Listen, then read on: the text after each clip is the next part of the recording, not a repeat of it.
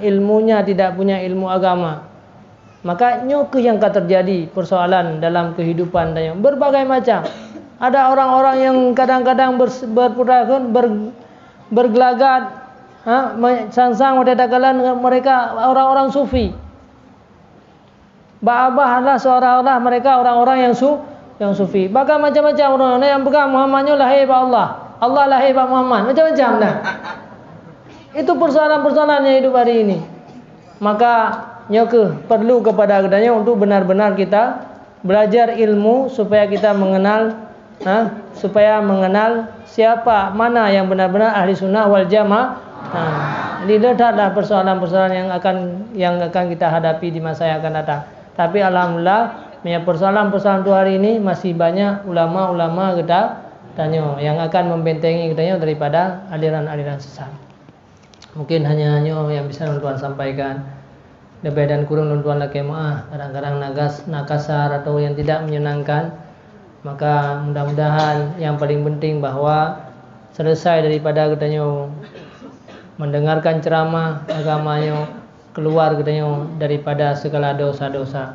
Karena dalam sebuah hadis Rasulullah menyampaikan bahwa tidak ada sebuah tempat yang belajar agama, tempat berzikir kepada Allah kecuali dikelilingi oleh para malaikat-malaikat. Dan Allah mempersaksikan bahwa wahai malaikatku semuanya, pada malam ini aku telah mengampuni dosa-dosa mereka.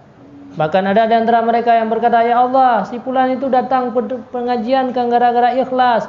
Si fulan itu nak tujuan yang lain. Walaupun ada si fulan demikian, tidak bisa menghambatku daripada keampunan. Maka keluar daripada tempatnya yang paling penting, kita termasuk orang-orang yang sudah diampuni dosa. Amin amin ya rabbal alamin. A'udzubillahi minasyaitonirrajim. Bismillahirrahmanirrahim. Alhamdulillahi rabbil alamin hamdan yuwafi ni'amahu wa yukafi'u masidah. Ya rabbana lakal hamdu kama yanbaghi li jalali wajhikal karim wa 'azimi sultanik. Allahumma shalli wa sallim ala sayidina Muhammadin wa ala alihi wa sahbihi ajma'in. Allahumma inna nas'aluka ridhaka wal jannata wa na'udzubika min sakhatika wan nar. Ya Allah wahai Zat mulia, apabila ada di antara kami penyakit, maka hilangkanlah segala penyakit-penyakit kami, ya Allah. Apabila ada di antara kami kesusahan yang hadir pada malam ini, maka hilangkanlah segala kesusahan-kesusahan kami, ya Allah. Apabila ada di antara kami keaiban, kekurangan, maka hilangkanlah segala keaiban-keaiban kami, ya Allah. Apabila ada di antara kami berdosa, bersalah di hadapan-Mu, ya Allah, maka ampunkanlah segala dosa-dosa kami, ya Allah. Ampunkanlah dosa anak-anak kami, dosa keturunan-keturunan kami, dosa keluarga-keluarga kami, dosa masyarakat-masyarakat kami, ya Allah. Ampunkanlah segala dosa seluruh umat-umat Islam, ya Allah. Allahumma arham ummata Muhammad, ya Allah. Kasihilah semua umat Nabi Muhammad.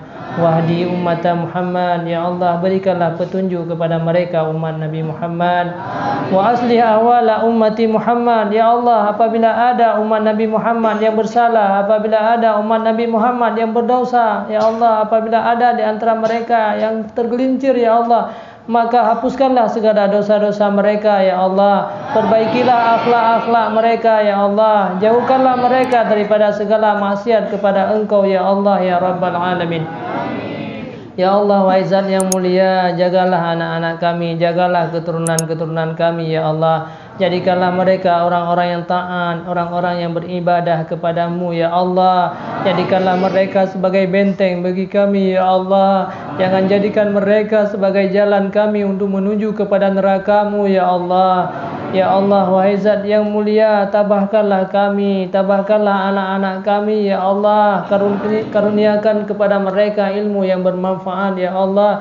Jadikanlah mereka sebagai ulama, ya Allah. Jadikanlah mereka orang yang akan membisikkan kalimat La ilaha illallah Muhammadur Rasulullah. La ilaha illallah Muhammadur Rasulullah. La ilaha illallah Muhammadur Rasulullah.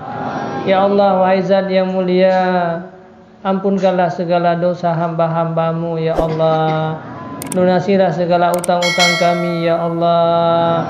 Jadikanlah kami sebagai akhlak-akhlak yang terpuji, ya Allah, ya Rabbal Alamin. Rabbana atina fid dunya hasanah wa fil akhirati hasanah wa qina adzabannar. Jadikanlah kami sebagai orang-orang yang berkhidmat kepada Engkau ya Allah ya Rabbal Alamin. Wa sallallahu ala sayyidina Muhammadin wa ala alihi wa sahbihi wa baraka wa sallam. Walhamdulillahi rabbil alamin. Al-Fatihah.